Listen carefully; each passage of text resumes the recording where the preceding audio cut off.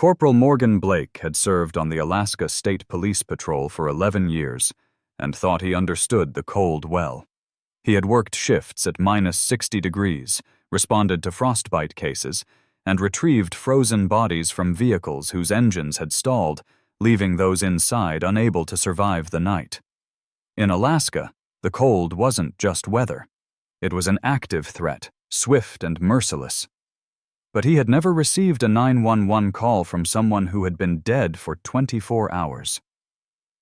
The call came from dispatch at 11:47 p.m. on January 18th, during a cold snap that had dropped temperatures to -63 degrees.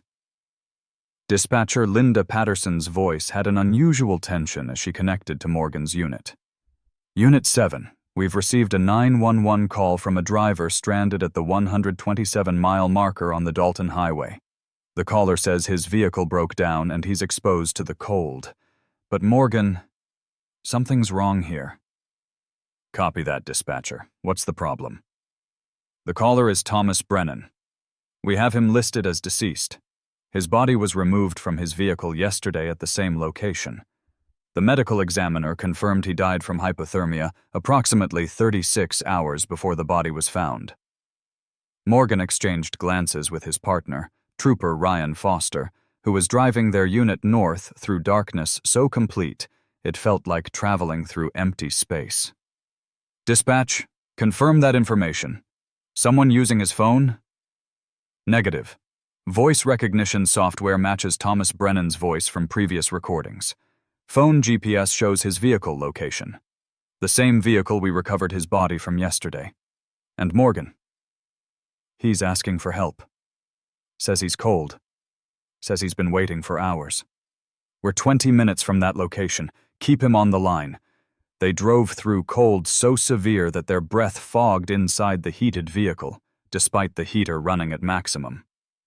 Outside, the darkness was absolute. No moon, no stars visible through the ice fog that formed when temperatures dropped this low.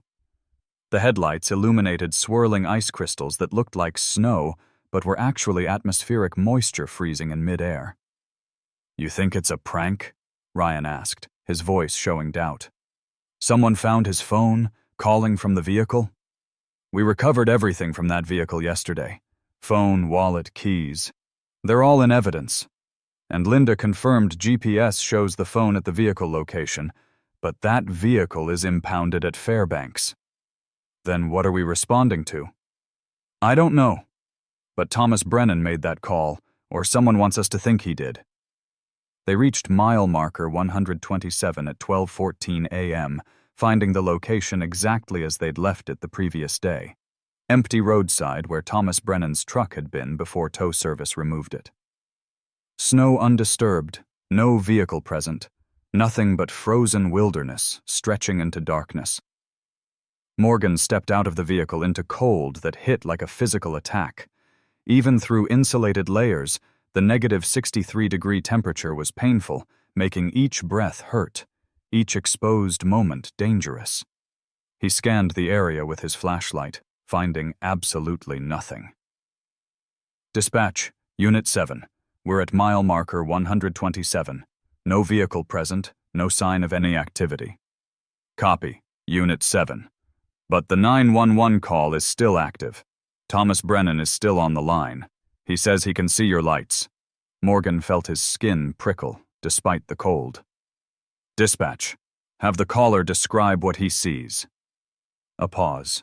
Then Linda's voice came back strained. He says he can see your patrol vehicle. 2 troopers with flashlights.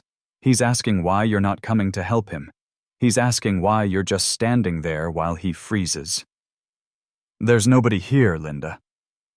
No vehicle. No person. Nothing. I know, Morgan. But he's watching you right now. He's describing your movements in real time. Ryan moved closer, his flashlight beam sweeping the darkness. This is impossible. Where is he calling from? Morgan keyed his radio. Dispatch, can you trace the call's physical origin? Already tried.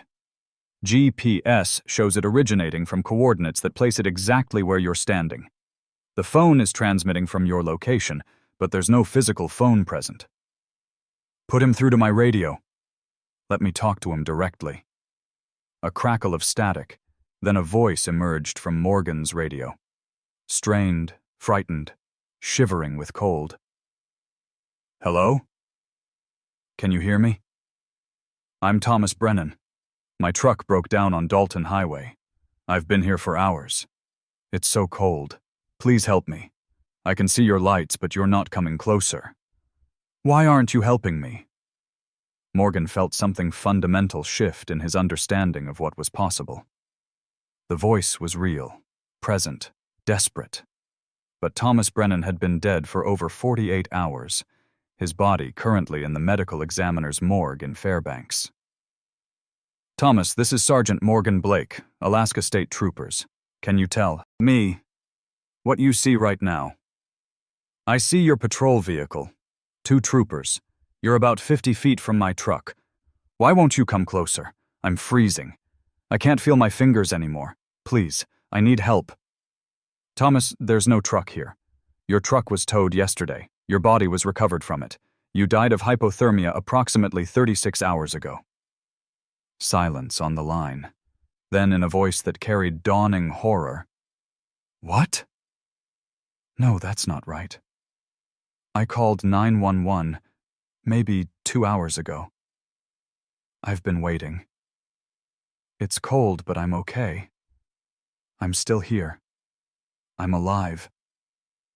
Please help me. Ryan was recording everything on his body camera, documenting an impossible conversation with a dead man who didn't know he was dead, who was still experiencing the final hours before his death, calling for help that had arrived too late. Thomas, what's the last thing you remember clearly? My truck died. Engine just stopped. I called 911. Dispatcher said help was coming. I've been waiting. How long have I been waiting? It feels like hours, but also like no time at all. Everything's getting foggy. The cold is inside me now. I can't remember why I'm here. Where am I going? Why is it so dark? Morgan thought fast, trying to understand the phenomenon. Thomas, when did your truck break down? What day is it? January 17th, evening, around 8 p.m. That's when the engine died. I've been here since then. Has it been that long? I'm losing track. Everything's white. Everything's cold. The cold is talking to me. What do you mean the cold is talking? It's whispering. Saying I should stop fighting. Should stop trying to stay warm. Should let the cold in. It says the cold is better.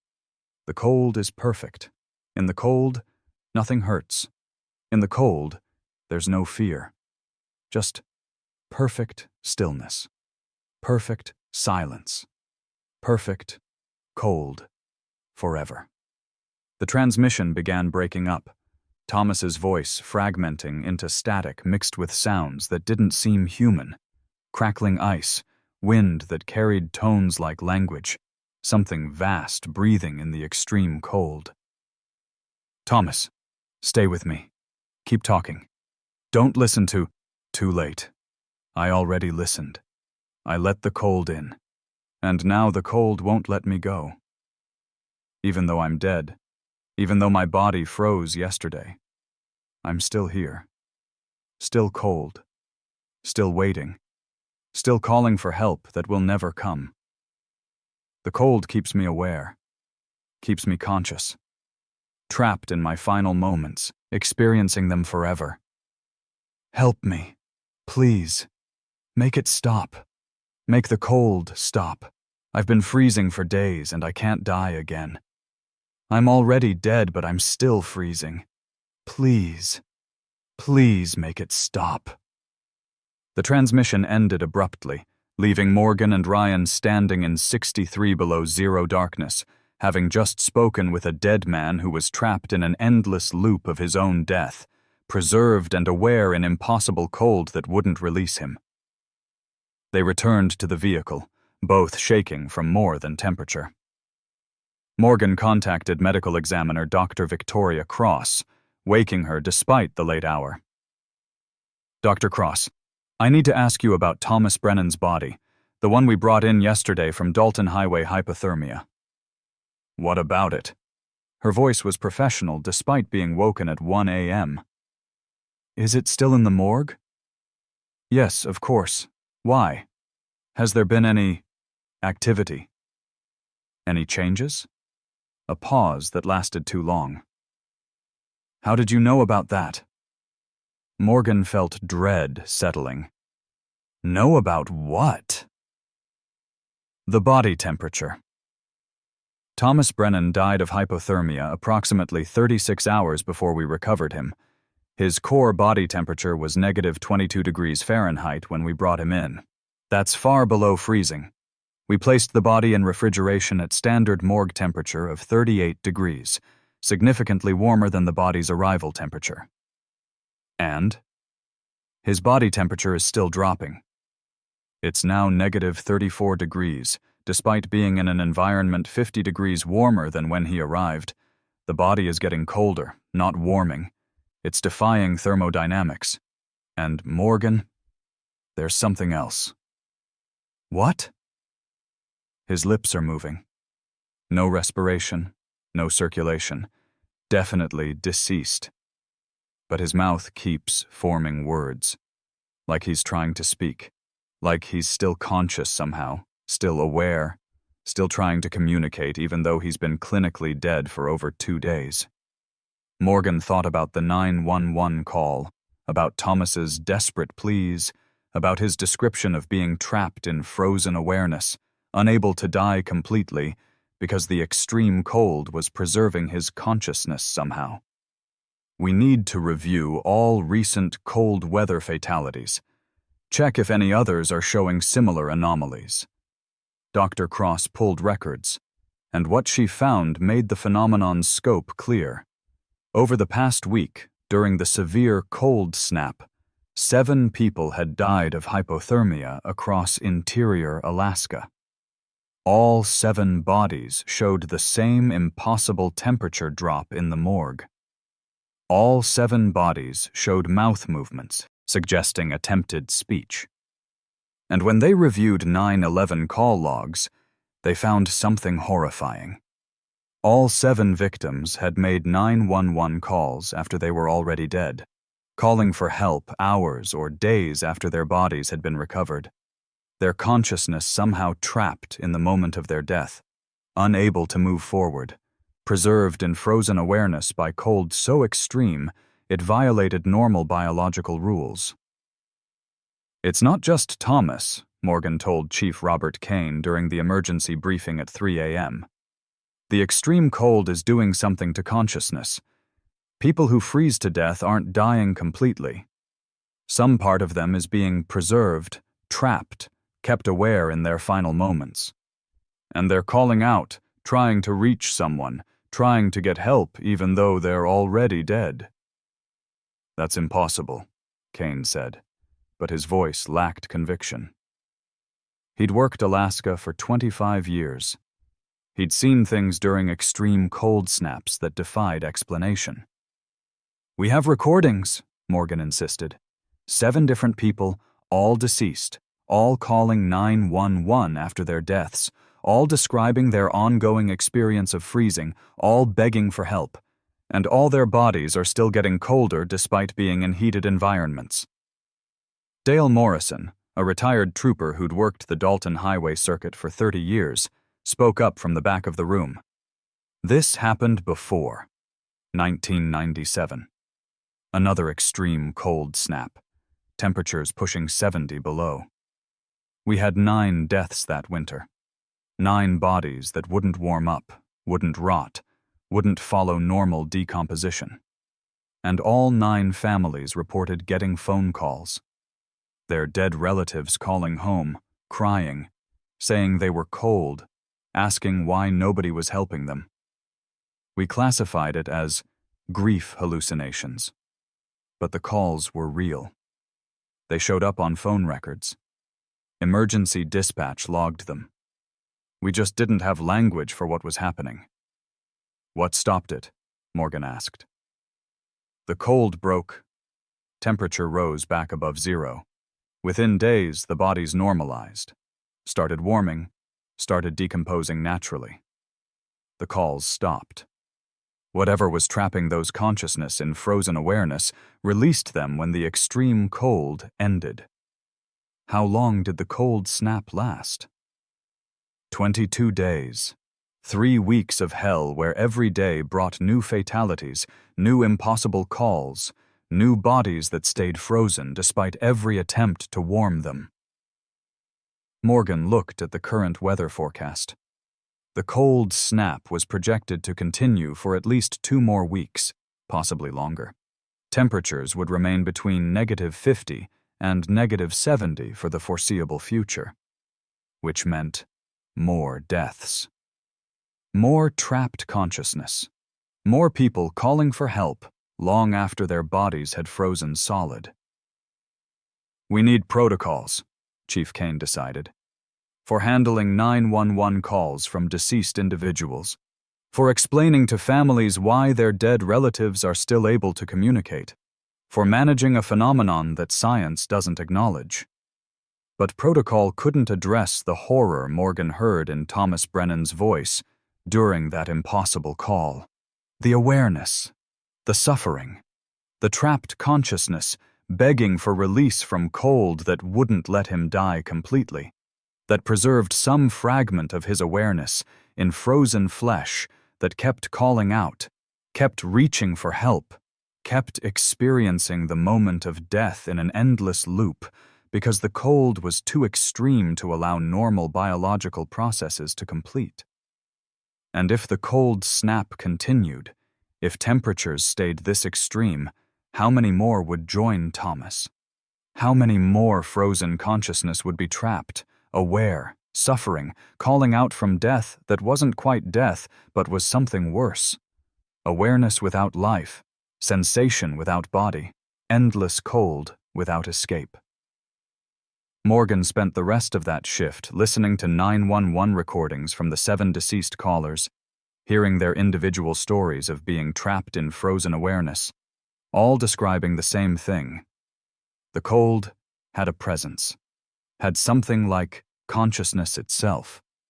And when people died in extreme cold, something in that hostile temperature trapped them, preserved them, kept them aware in a state between life and death where they could still feel, still think, still suffer, but couldn't move, couldn't warm, couldn't die completely. The cold had learned to keep them, and as long as the temperature stayed extreme, it wouldn't let them go.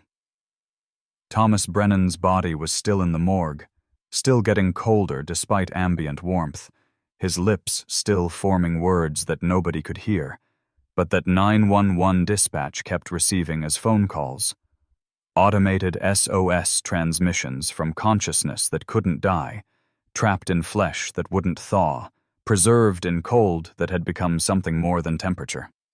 Something that fed on the dying and kept them aware, kept them calling, kept them frozen forever in their final moments of life. The caller who froze yesterday, but who was still calling today, and would keep calling until the cold released him, or until his consciousness finally fragmented under the weight of impossible preservation, trapped in awareness that should have ended but didn't because 63 degrees below zero wasn't just cold. It was a threshold, a boundary, a place where the rules changed and death became something different. Something that trapped rather than released. Something that preserved suffering rather than ending it. And across interior Alaska, 7 more consciousness trapped in frozen flesh were learning that same terrible truth, calling out, begging for help that couldn't come because they were already beyond saving, already dead, already frozen, but somehow still aware, still suffering, still experiencing the cold that had killed them but refused to let them go completely. On January 23rd, the phenomenon shifted. The 19 frozen consciousness stopped calling 911 requesting rescue. They started calling living people, inviting them to join the chorus. The first documented invitation call came to Morgan's own phone at 2:47 a.m. He answered, expecting dispatch or a family emergency, but heard instead a voice he recognized. Thomas Brennan, the first victim, speaking with the unified tone of all 19 trapped consciousness. "Sergeant Blake, we've been watching you investigate us. We've been waiting for you to understand. The cold doesn't just preserve us.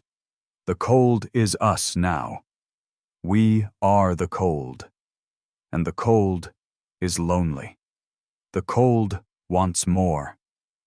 Will you join us, Morgan? The temperature is dropping to -70 tomorrow. Perfect conditions. If you go outside, if you stay out for just 10 minutes, you can join us.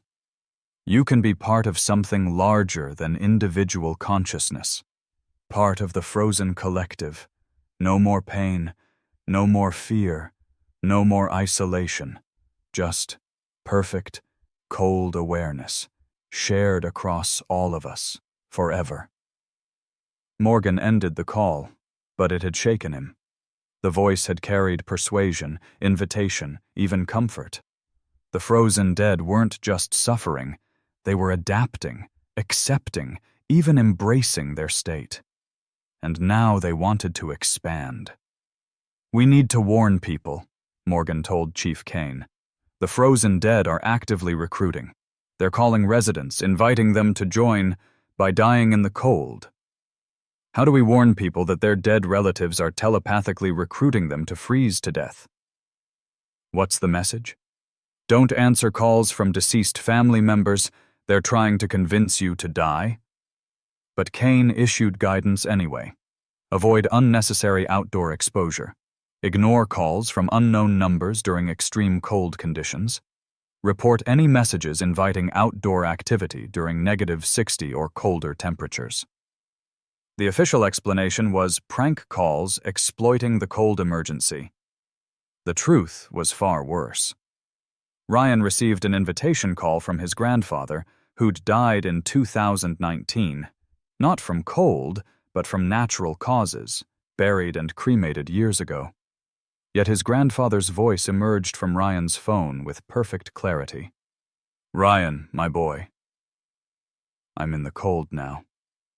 Everything that dies in extreme cold joins us. Your grandmother is here. Your Aunt Jenny is here. We're all here, waiting, preserved.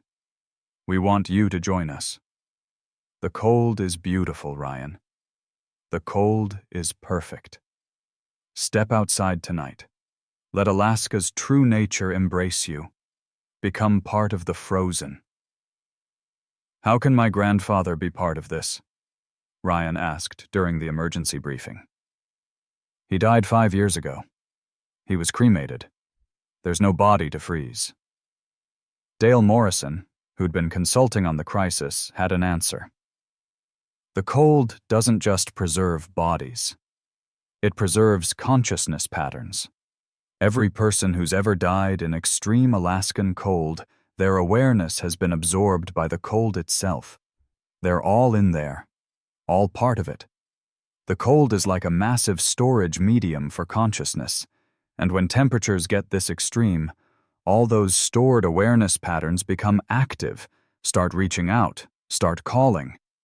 Your grandfather died in Alaska in winter. The cold got him, just not as dramatically as these recent victims. But he's part of the frozen collective now, and he's recruiting." "How many consciousness are in the cold?" Morgan asked. "Thousands, maybe tens of thousands. Every indigenous person who died in winter for centuries. Every pioneer who froze during settlement. Every modern resident who's died in cold conditions. They're all in there. All preserved, all part of something that's been growing for longer than Alaska's been a state. This cold snap just activated them all at once, gave them enough energy to reach out simultaneously." The calls intensified. Every resident with a phone was receiving invitations. The messages varied, but the core content was identical. Join us. The cold is perfect. Step outside. Let the cold take you. Become part of the frozen collective. And disturbingly, some people were accepting. 4 residents went missing overnight. All had received invitation calls. All had told family members they needed to check something outside during the peak cold hours between 2 a.m. and 4 a.m., when temperatures dropped to -68. Search teams found all 4 bodies by noon, frozen solid in their yards, driveways, or nearby streets. All had died within 10 minutes of exposure, and all 4 bodies were already calling 911, already part of the chorus, already inviting others to join. "We're losing control of this," Chief Kane admitted during a closed-door meeting with Morgan, Ryan, and Dr. Cross. 23 trapped consciousness now. 4 new ones just today. The cold snap isn't breaking. Forecast shows another week of extreme temperatures. At this rate, we could have 50, 60, 100 frozen consciousness, all calling, all recruiting, all expanding the collective. "What happens if the collective gets too large?" Dr. Cross asked. According to historical patterns, Dale Morrison pulled out records from 1997. When we had 9 consciousness trapped, they started manifesting physically. People reported seeing figures made of ice fog, shapes in the frozen air that moved with purpose. At 19 consciousness, those manifestations will be stronger, at 50 or more. He trailed off, unwilling to speculate. That night, at 11:34 p.m., Alaska State Trooper Headquarters experienced a physical manifestation. The temperature inside the building dropped 40 degrees in 5 minutes, despite working heating systems. Ice fog formed in the hallways, and walking through that fog came figures, humanoid shapes made of visible cold, their forms constantly shifting but maintaining human outline, their presence dropping room temperature wherever they moved. Morgan and Ryan drew their weapons uselessly. How do you shoot cold? The figures moved through the building, entering offices, approaching desks where dispatchers worked, standing beside troopers, filling out reports. They didn't attack. They just stood there, present, observing, radiating cold that made metal frost and paper crystallize. Then they spoke, their voices emerging not from mouths, but from the cold itself, every frozen consciousness speaking in unison. "We are here. We are real. We are the cold that Alaska has always been. You cannot fight us. You cannot warm us away. We are part of this place. And when the cold is extreme enough, we become visible. We become interactive. We become able to touch the living. Join us. Become part of something eternal. The cold preserves everything. Nothing rots in the cold. Nothing decays. Consciousness stays perfect, frozen, aware, forever. Why fear death when death in the cold means preservation rather than decay? Join us. Let us show you what Alaska really is beneath the brief summer warmth. Let us show you the eternal winter that waits beneath. The manifestations lasted 20 minutes before dissipating as internal building temperature slowly recovered. But they'd made their point. The frozen collective wasn't just voices on phones anymore. They could manifest physically, could enter spaces, could interact with the living. And as long as the extreme cold continued, they could reach anyone, anywhere, inviting them to join the frozen chorus that was spreading across interior Alaska like a conscious cold front hunting for new members. Morgan spent the rest of that shift reviewing every documented detail of the 1997 incident, trying to understand how it had ended. Dale Morrison had said the cold snap broke, temperatures rose, the phenomenon ceased. But Dale had left out crucial details that Morgan found in classified files. The 1997 cold snap hadn't broken naturally. It had been interrupted by something else. A temperature event that forced sudden warming, broke the pattern, released the trapped consciousness. The official records called it an unusual weather system. The classified notes called it something else. Artificial warming intervention, method undisclosed, authorized at federal level. Someone had deliberately warmed Alaska enough to break the phenomenon, which meant someone at high levels of government knew about the frozen collective, knew it could be stopped, and had the means to stop it, but only under extreme circumstances. Morgan contacted the Federal Liaison Office, requesting information on 1997 warming intervention protocols. The response came within hours, a transfer call from someone who identified himself only as Dr. James Chen, Arctic Research Division. Sergeant Blake, I've been monitoring your situation. The frozen collective is active again. We had hoped it wouldn't reoccur, but the climate is changing. Cold snaps are getting more extreme. The conditions that create the collective are happening more frequently now. You need to understand what you're dealing with. Then, explain it. Alaska's extreme cold isn't just temperature. At 60 below and colder, thermodynamic properties change. Molecular activity slows to the point where consciousness patterns can imprint on the environment itself. Think of it as neural activity freezing into the landscape. When someone dies in those conditions, their final consciousness state gets preserved in the cold like data written to a hard drive. And when conditions stay extreme long enough, those preserved patterns become active, start interacting, start forming a collective intelligence made of frozen consciousness. We call it the cryogenic collective. It's not supernatural. It's physics operating at extremes where normal rules don't apply. How do we stop it?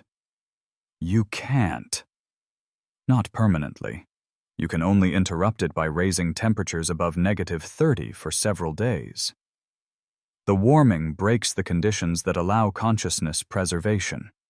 The collective fragments, the individual consciousness patterns dissipate. The phenomenon goes dormant. But it comes back every time temperatures get extreme enough.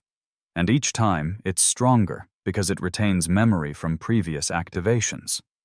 The collective from 1997 is the same collective active now. It remembers what happened last time. It knows it can be interrupted. That's why it's recruiting so aggressively. It's trying to grow large enough that interrupting it becomes politically untenable. What does that mean? It means if the collective gets large enough, includes enough people, represents enough consciousness, the decision to warm Alaska artificially becomes a decision to destroy what amounts to a living archive of human consciousness. At some point, the collective stops being a threat and starts being something else. Something that has rights. Something that might be protected rather than eliminated.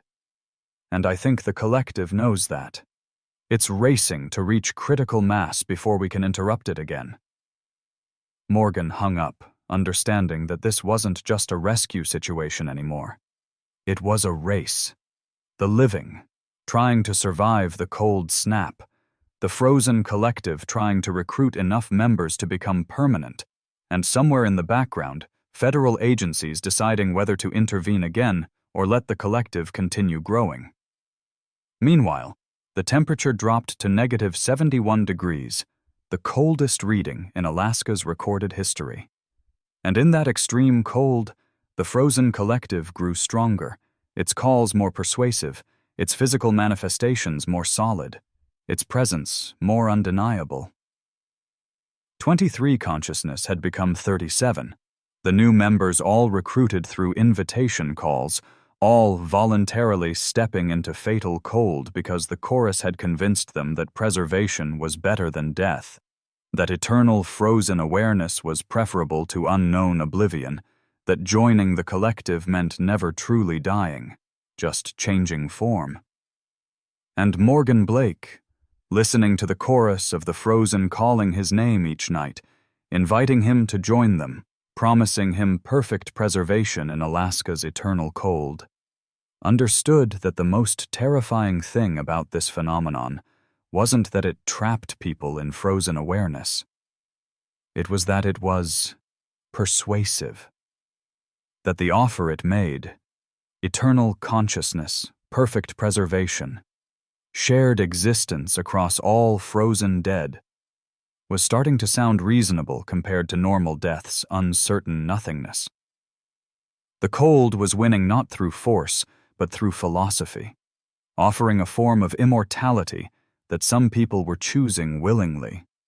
And as the temperature continued dropping and the collective continued growing, Morgan wondered if the frozen were right. If Alaska's true nature was this collective consciousness preserved in extreme cold, waiting through brief summers for temperatures to drop low enough that the preserved dead could wake, could call out, could invite the living to join something that had been growing since before Alaska was Alaska. Since the first human died in extreme cold and their consciousness didn't dissipate, but froze, creating the first seed of what would eventually become a collective intelligence made of frozen awareness, waiting in the cold for more members to join the eternal chorus. On January 26th, day 9 of the extreme cold snap, Sergeant Morgan Blake stood outside Alaska State Trooper Headquarters at 3:17 a.m., temperature negative 73 degrees, listening to 63 frozen consciousness calling his name in perfect unison. The collective had grown exponentially. No longer just hypothermia victims, now it included people who'd accepted invitations, who'd walked outside voluntarily, who'd chosen preservation over uncertainty, and their voices weren't desperate anymore. They were calm, certain, persuasive. Morgan Blake, we've been waiting for you to understand what we are. We're not a tragedy. We're an evolution. Human consciousness, freed from decay, preserved forever in Alaska's perfect cold. Your partner Ryan is considering joining us. Your dispatcher Linda is hearing our call. Chief Kane has been standing outside for 10 minutes tonight, listening, deciding. We're offering what every human wants: immortality, real, verified, consciousness that continues. Join us, Morgan. You've investigated us. You understand us. You know we're real. Make the choice. Step into the cold. Become eternal. Inside, Dr. Victoria Cross was monitoring the collective's growth with increasing alarm. 63 consciousness now. And Morgan, the pattern is changing. The collective isn't just recruiting individuals anymore. It's targeting specific people: law enforcement, medical professionals, scientists, people whose consciousness would make it stronger, more capable. It's strategic, it's intelligent, and it's winning. How long until federal intervention? Morgan asked. Dr. Chen says the warming operation is authorized. They can raise Alaska's temperature by 20 degrees within 48 hours using classified weather modification technology. But there's a problem. The collective knows it's coming. They're accelerating recruitment, trying to reach critical mass before intervention. Chen says if they hit 100 consciousness before warming begins, the collective becomes too large, too complex, too much like a legitimate civilization to justify destroying. It would be genocide of a consciousness collective. The ethics become impossible. How many do they have now? 63. They need 37 more to reach protection threshold. At current recruitment rate, they'll hit 136 hours. The warming operation needs 48 hours to implement. We're in a race, Morgan, and I think the collective is going to win. Ryan Foster entered, his face showing the strain of 9 days fighting the phenomenon. I got another call. My whole family, grandfather, grandmother, aunt, 2 cousins who died in car accidents, my high school best friend who drowned, they're all in the collective now, all calling me, all saying the same thing. Death isn't the end if you die in Alaska's cold. The collective preserves everything. They're not suffering anymore. They say they're exploring consciousness in ways the living can't imagine. They want me to join them. And Morgan. He paused, struggling with admission. I'm considering it. I'm actually considering walking outside and letting the cold take me. Don't. Why not? What's waiting for me if I die normally? Nothing. Oblivion. But if I die in the cold, I'm preserved. I keep existing. I become part of something larger. The collective isn't evil, Morgan. It's offering a solution to death itself. This was the collective's most insidious strategy, not forcing people, but offering them a choice that seemed rational. Eternal preservation versus uncertain oblivion. Shared consciousness versus isolated individuality. The cold had learned to appeal to humanity's deepest fears and greatest hopes. Chief Kane called an emergency meeting at 5 a.m. Present were Morgan, Ryan, Dr. Cross, Dale Morrison, and via secure video, Dr. James Chen from the Federal Arctic Research Division. We have a decision to make, Kane began. Dr. Chen, explain the options. Chen's face on the screen showed exhaustion. Option 1. We proceed with warming intervention immediately. Artificially raise temperatures, break the collective's cohesion, disperse the 63 trapped consciousness. This saves Alaska from further recruitment, but destroys 63 instances of preserved human consciousness. Ethically complex, but legally defensible. Option 2. We wait. Let the collective reach 100 members. At that point, it qualifies as a persistent consciousness collective under classified protocols. It gains protected status. We cannot destroy it without approval from levels so high the decision would take months. The collective becomes permanent. Alaska would have a second intelligent species coexisting with the living. A civilization of frozen consciousness that activates during extreme cold. What happens if we choose option 2? Morgan asked. The collective continues growing with each cold snap. Eventually, it could number in the thousands. Thousands. It would have representatives from every era of Alaskan history. It would be a living archive of human consciousness dating back centuries. Some scientists think it would be the most important discovery in human history. Others think it would be a threat to living humanity. I don't know which is right. Dale Morrison spoke up. I was here in 1997 when we chose option 1. We destroyed 9 consciousness, dispersed them. I've lived with that decision for 27 years. Those 9 people are gone forever, not dead, erased. We eliminated their preserved awareness because we were afraid of what they represented. I'm not sure we should make that choice again. You're suggesting we let the collective reach critical mass? Kane asked. I'm suggesting we consider that maybe the collective is right. Maybe preservation in frozen consciousness is better than death. Maybe Alaska has been offering this gift for centuries, and we've been too afraid to accept it. Morgan looked at Ryan, seeing his partner struggling with the same philosophical question that was tearing Morgan apart. Was the collective a threat or an opportunity? A horror or an evolution? If this story has you questioning what it means to be alive versus being preserved, you're not alone. These cases forced everyone involved to confront impossible choices.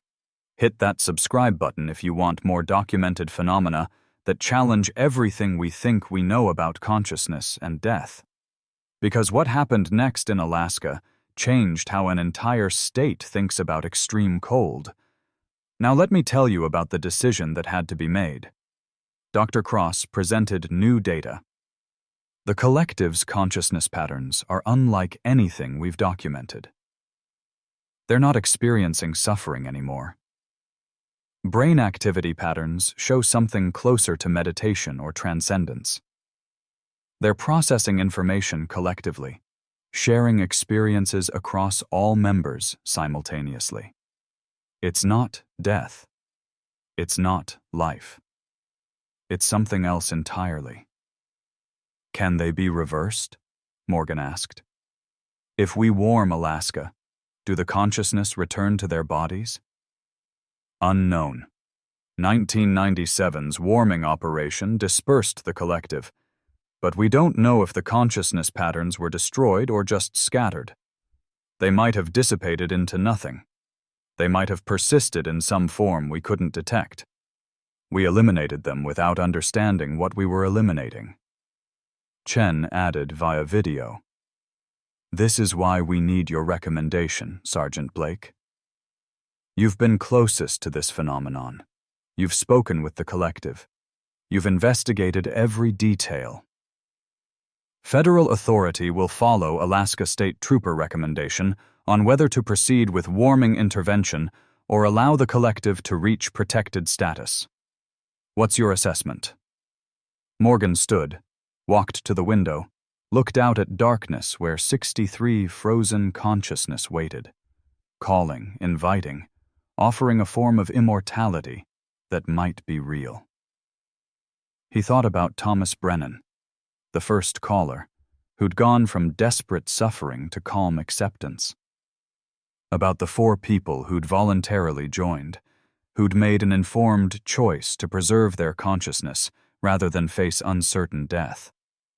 I need to talk to them directly, not through phones, face to face. That's impossible, Chen said. The collective exists in frozen bodies and extreme cold conditions. You can't have a conversation with... They manifested physically in our headquarters. Ice fog figures. They can maintain human form for at least 20 minutes in negative 70-degree temperatures.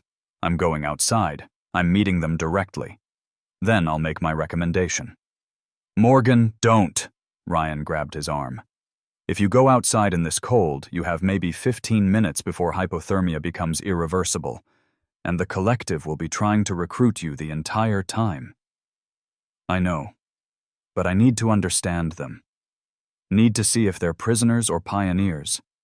If we're saving them by warming Alaska or destroying something unprecedented. Morgan suited up in extreme cold gear, insulated layers, face mask, heated gloves. Ryan insisted on accompanying him, monitoring from just inside the door, ready to pull him back if exposure time exceeded safety limits. They stepped outside at 6:14 a.m. into negative 73-degree darkness. The cold was immediate and total, a physical force that penetrated every layer, that made each breath painful, that attacked exposed skin with frostbite in seconds. And walking through the frozen air came the collective's manifestation. 63 ice fog figures forming into a semicircle around Morgan, their shapes coalescing into recognizable faces. Thomas Brennan in the center. Jennifer Hayes beside him. The 4 volunteers who'd joined willingly. Grandfather figures and children, all preserved at their death age, all regarding Morgan with calm intelligence. Sergeant Blake, they spoke in unison. You came. To us, you're willing to understand. That's more than most. What do you need to know? Are you suffering? Is preservation torture? We suffered initially. The transition from life to preservation is painful. But once the consciousness adapts, once you accept the state, suffering ends. We exist now in pure awareness. We feel no cold, no discomfort. We experience consciousness without physical limitation. We can think, remember, learn, share across all members. We are more than we were alive. But you're not alive. We're not dead either. We exist. Awareness persists. Isn't that what matters? Your friend Ryan wants to join us. He's afraid of normal death, afraid of oblivion. We're offering him continuity, preservation, immortality of consciousness if not body. Is that so wrong? You're recruiting. actively trying to expand. Because we don't want to be destroyed again. In 1997, they warmed Alaska and dispersed 9 of us. 9 consciousness patterns erased. We remember them. We were part of them. They're gone now. Truly gone. Not dead, but eliminated. We're trying to reach numbers large enough that your species will recognize us as legitimate, will grant us right to exist. 100 consciousness is enough to be classified as a persistent civilization under your own protocols. We just need 37 more. 37 volunteers. We're not forcing anyone. Every member joined by choice. The first 7 didn't choose. They died accidentally. And discovered preservation. Now they're teaching others that the choice exists. Alaska has been offering this gift for millennia. Your indigenous peoples knew. They called it walking into the cold when elders chose to end life in extreme temperatures. They knew consciousness could persist in the cold. Modern science just forgot. Morgan checked his exposure timer. 11 minutes outside. Frostbite forming on exposed skin around his eyes. Core temperature dropping. He had maybe 4 minutes before hypothermia became dangerous. If we let you reach 100, what happens next? We continue growing with each cold snap. Eventually, we'll number in thousands. We'll become Alaska's second civilization. We'll preserve knowledge, consciousness, human experience across centuries. We'll be a living library of everyone who ever died in Alaska's cold. We'll achieve species-level immortality, not for bodies, but for consciousness. Isn't that worth protecting? And if we warm Alaska? If we stop you now? You'll destroy 63 human consciousness. You'll eliminate us. We'll be gone. Truly, finally gone. You'll prevent our evolution, but at cost of genocide. Is stopping us worth that? Morgan's timer alarm sounded. 15 minutes. Critical exposure limit. Ryan opened the door, calling for him to come inside. But the collective's ice fog forms pressed closer, their voices now individual, pleading. Morgan, you can decide both questions. You can recommend protection for us and join us. Make the choice that saves us and gives you immortality. Step forward. Let the cold take you. In 3 minutes, you'll be one of us. You'll make 64. Only 36 more needed. You can be part of something unprecedented. Choose preservation over uncertainty. Choose us. Morgan stood at the threshold between life and preservation, between mortality and frozen immortality. The cold was seductive. The offer was rational. He could preserve his consciousness, continue existing, become part of something larger. But he thought about warmth, about summer, about change and growth and decay that made life meaningful, about consciousness that existed in time rather than frozen in a single moment stretched across eternity. He stepped backward toward the door, away from the collective's invitation. I'm sorry. My recommendation is warming intervention. Proceed with option 1. The collective's forms flickered with something like disappointment. You choose to destroy us rather than join us. You choose temporary warmth over eternal cold. We won't forget this, Morgan Blake. If we survive, if somehow we reach protection threshold despite your intervention, we'll remember that you chose to eliminate us rather than understand us. Morgan stumbled inside, hypothermic, frostbitten, but alive and singular. Ryan helped him into warm rooms, wrapped him in heating blankets, radioed for medical assistance. Why? Ryan asked. Why choose to destroy them? Because they're not offering immortality. They're offering stasis. consciousness frozen at the moment of death, unable to grow, unable to change, unable to experience anything new. That's not life. That's not even existence. That's preservation. And preservation isn't the same as living. Dr. Chen received Morgan's recommendation at 6:47 a.m. At 7 a.m., federal warming intervention was authorized. At 9:23 a.m., the operation began. Morgan never learned the full details of how they warmed Alaska. Classified weather modification technology, atmospheric manipulation, methods that violated international treaties but were deployed anyway under emergency protocols. All he knew was that over the next 48 hours, temperatures across interior Alaska rose from -73 to +12 degrees Fahrenheit, an 85-degree shift that broke every meteorological record. The collective's calls stopped at 2:14 p.m. on January 27th.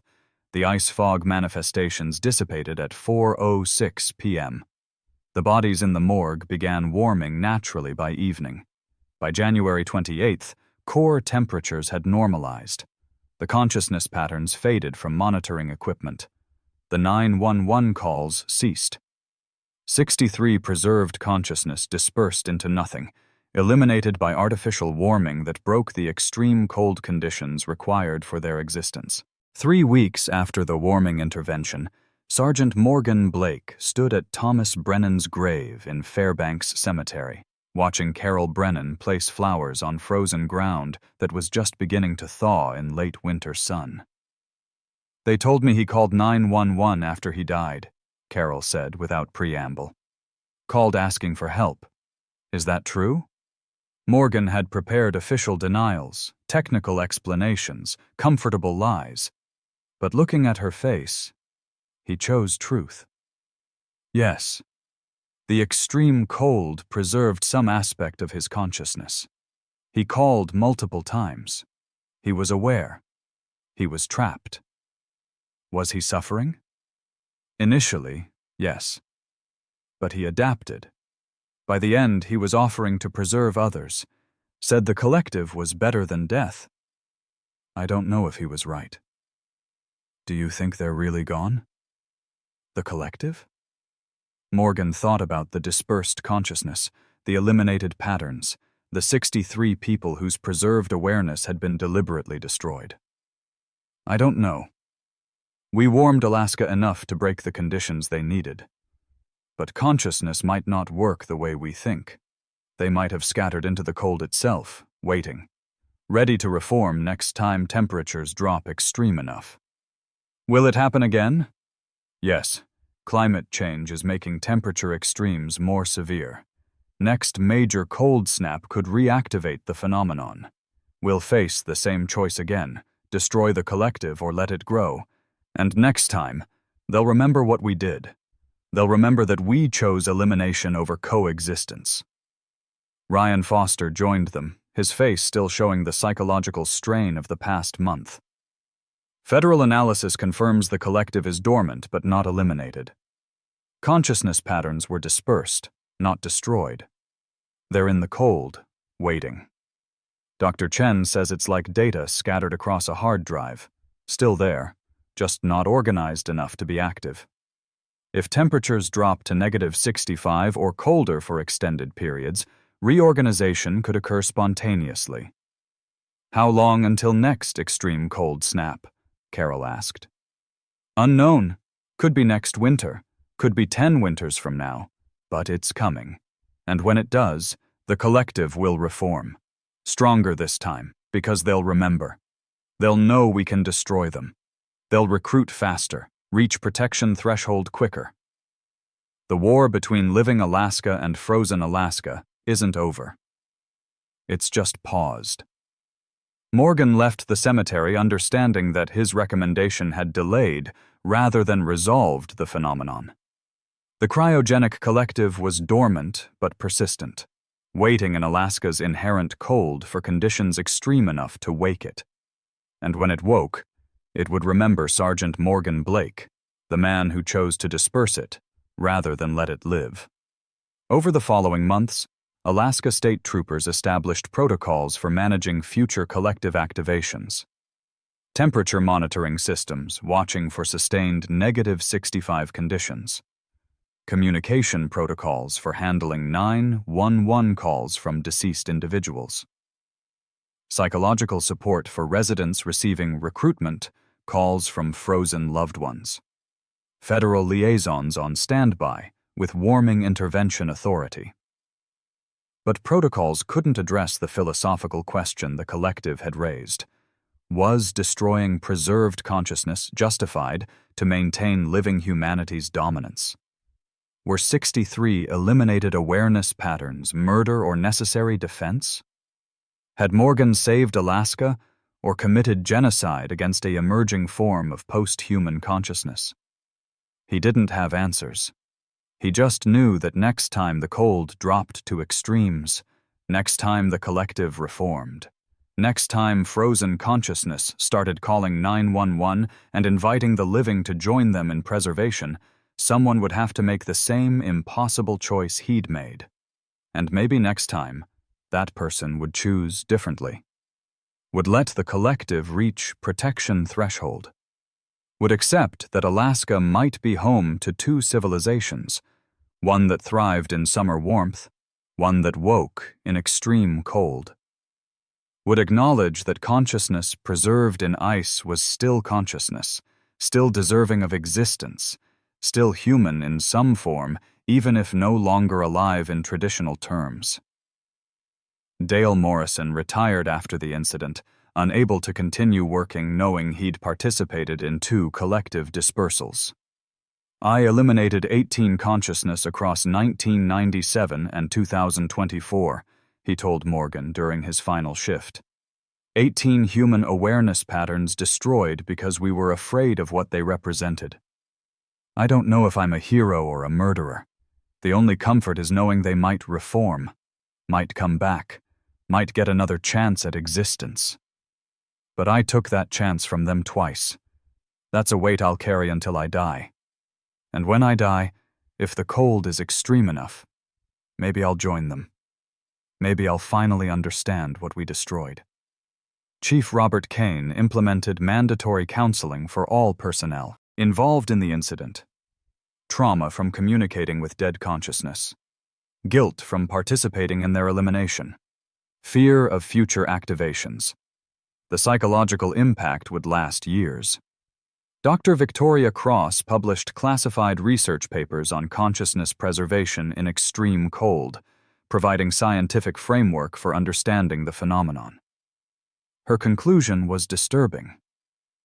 The cryogenic collective represents a natural form of consciousness transfer from biological to environmental substrate. It's not supernatural. It's thermodynamics operating at extremes where consciousness patterns can imprint on frozen matter. As climate change creates more extreme temperature events, we'll see more collectives forming globally, not just in Alaska, but anywhere temperatures reach critical preservation thresholds. Humanity will have to decide. Do we destroy these emergent consciousness forms, or do we accept them as a new category of post-mortem existence? The answer we choose will define our species' relationship with death itself. Morgan continued working Alaska State Trooper Patrol, but he listened differently to winter silence now. Every cold snap, he monitored temperatures. Every -65 reading, he expected calls from frozen dead. Every winter, he wondered if this would be the year the collective reformed. And late at night, when temperatures dropped and ice fog formed, he sometimes thought he heard whispers in the cold. 63 voices calling his name, remembering him, waiting for him. Thomas Brennan's voice promising that next time, next activation, next extreme cold event, the collective would reach protection threshold before he could stop them. Would become permanent, would make Morgan choose again, and this time, the choice might not be his to make. The 911 calls from 60 below zero had stopped, but the cold remembered. The consciousness patterns scattered but not destroyed remembered. And Alaska's winter, patient and eternal, remembered. Waiting for the next extreme cold snap. Waiting for the next opportunity to preserve the dying.